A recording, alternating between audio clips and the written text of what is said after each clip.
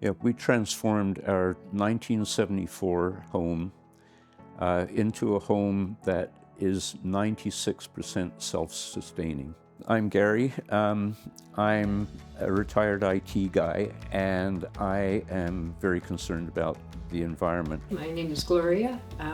I came into this, well, for the same reasons, but with much less technical background than Gary had, but it's been an interesting learning process. We renovated our home initially to make it more comfortable, but in the process, we decided to make our house as energy efficient as possible and get as close to net zero as possible.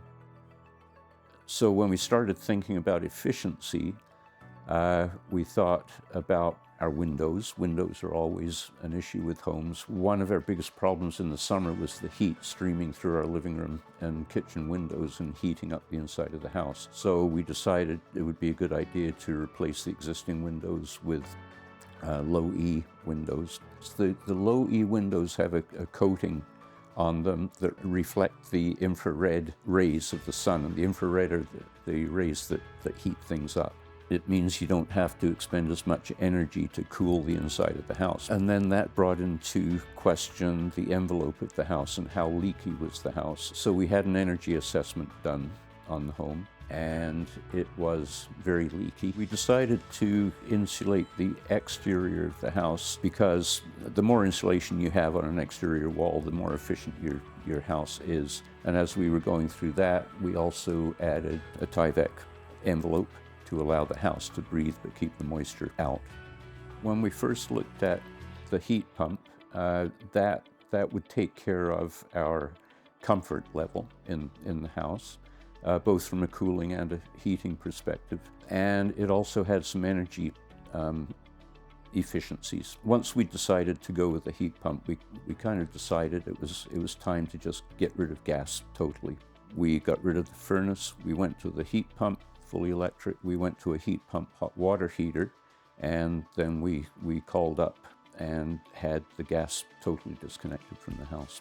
Because our house was going to be totally electrical, the idea of generating as much of that electricity ourselves was very appealing. So what we did was we had 30 solar panels installed. You combine that with a battery. The reason you get a battery is that the sun goes down, and so you can't get power from your solar panels. When the sun is shining and we're generating more power than the house is using, the solar panels charge up the battery, and then any power that we're still generating in excess of what we're using will be put into the grid. So BC Hydro buys that from us, basically. People tend to think that you can't use solar in the Vancouver area because we get so much rain. We know that as long as photons are hitting those solar panels, we'll be generating some electricity. There were only 2 days last year when we didn't generate any electricity at all, and that was when the solar panels were covered with snow. People are concerned that you have to be very technical to have solar panels and battery backup. It's not really the case. When you have a system like ours, the battery storage comes with what's called a gateway, and the gateway is the brains of the system. So you don't have to worry about where the power is coming from, where it's going to. The gateway takes care of the whole thing.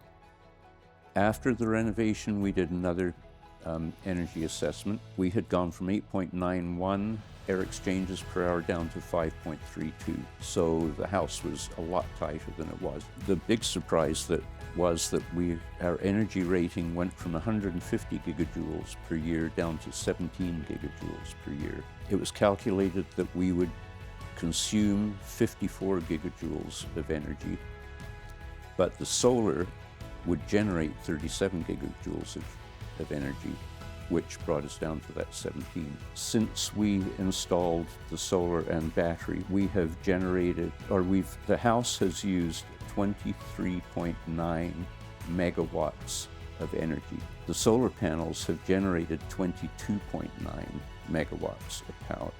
So this house is now 96% self-powered. In terms of the cost of energy, in 2023, we paid roughly $2,500 for gas and electricity. In 2024, we paid $172 total. So there's a huge energy and cost saving. One of the reasons we actually chose KENORAH originally was that they were interested in what we were doing and wanting to learn about the energy sector. So although they didn't have a lot of experience yet, and neither did anybody else we talked to, they were really interested in doing that. And I think that showed all the way through it. No, KENORAH was definitely, they were listening to what we wanted to do, and they were open to all of our desires. They made recommendations, but it really was a partnership working with KENORAH. It was great working with KENORAH. I mean, our project manager, he was amazing. Yeah. Gotta calm down a bit. I get emotional sometimes. Yeah, Mike was our project manager, and I mean, he took care of everything, dealing with the city, dealing with the subcontractors. It was basically a stress-free situation for us. Personally, I had not expected us to get as much in the solar panels because of the weather and all those things that you hear. So I was pleasantly surprised by how well they actually did help. As if anybody's worried about not understanding all the things, we found that the companies we worked with, everybody was very helpful, and it was handy that Garry was on top of all these things, but I think he could do it without. I definitely recommend that people install solar and battery storage if they can. If we were doing the project today, it would be a lot easier. There's certification for contractors, developers. There are more options available, and the technology is better. Prices have come down on solar and battery, so it would be a lot easier to do this project today than it was when we did it.